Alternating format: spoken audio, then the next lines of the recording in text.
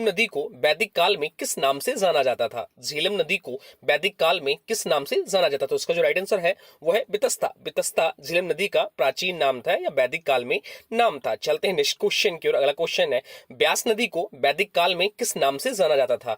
ब्यास नदी को वैदिक काल में किस नाम से जाना जाता था? तो उसका जो राइट आंसर हो जाता है वो जाता है पिपासा।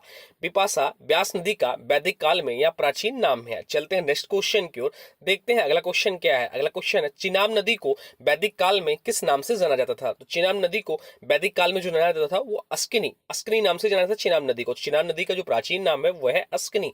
चलते हैं नेक्स्ट क्वेश्चन की ओर, देखते हैं अगला क्वेश्चन क्या है। अगला क्वेश्चन है, रावी नदी, रावी नदी को वैदिक काल में किस नाम से जाना जाता है या रावी नदी का प्राचीन नाम क्या था? तो इसका जो राइट आंसर हो जाता है वो जाता है ऑप्शन बी, प्रूसड़ी। प्रूसड़ी रावी नदी का प्राचीन नाम या वैदिक काल में नाम था। चलते हैं नेक्स्ट क्वेश्चन की ओर, देखते हैं अगला क्वेश्चन क्या है। अगला क्वेश्चन है, गंडक नदी, गंडक नदी को वैदिक काल में किस नाम से जाना जाता था? गंडक नदी को वैदिक काल में किस नाम से जाना जाता था? तो इसका जो राइट आंसर हो जाता है वो आता है ऑप्शन डी, सदानीरा।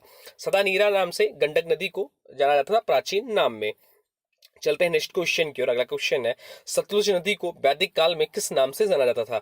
सतलुज नदी को वैदिक काल में किस नाम से जाना जाता था? उसका जो राइट आंसर हो जाता है वो आता है ऑप्शन ए, सतुद्री। सतुद्री सतलुज नदी का प्राचीन नाम है या वैदिक काल में नाम था। चलते हैं नेक्स्ट क्वेश्चन की ओर। अगला क्वेश्चन है, घग्गर नदी को वैदिक काल में किस नाम से जाना जाता था?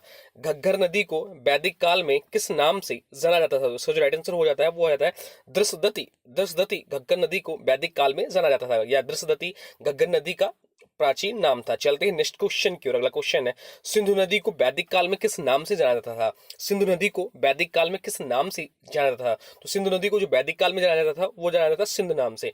सिंध नाम सिंधु नदी का प्राचीन नाम था। तो उसका राइट आंसर हो जाता है ऑप्शन सी, सिंधु नदी।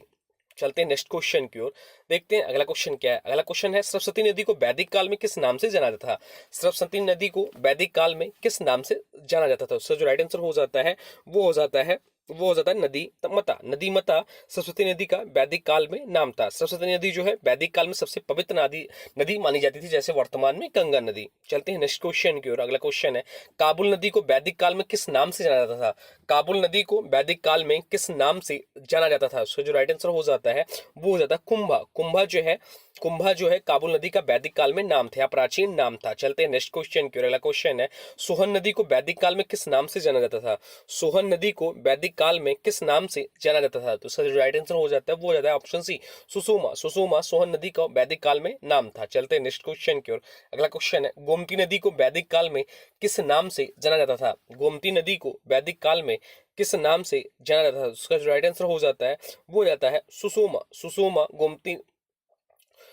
गोमती नदी को वैदिक काल में किस नाम से जाना था? उसको जो राइट आंसर हो जाता है वो हो जाता है गोमल। गोमल जो है गोमती नदी का प्राचीन नाम है। तो गोमती नदी का जो प्राचीन नाम था वो था गोमल या गोमल। गोमती नदी का प्राचीन नाम या वैदिक काल में नाम था। चलते हैं नेक्स्ट क्वेश्चन की ओर। अगला क्वेश्चन है, सुवास्तु नदी को वैदिक काल में किस नाम से जाना जाता था? सुवास्तु नदी को वैदिक काल में किस नाम से जाना जाता था? उसका जो राइट आंसर हो जाता है वो जाता है स्वात नदी। स्वात नदी के नाम से जाना जाता था सुवास्तु नदी को। स्वात नदी जो है सुवास्तु नदी का प्राचीन नाम था।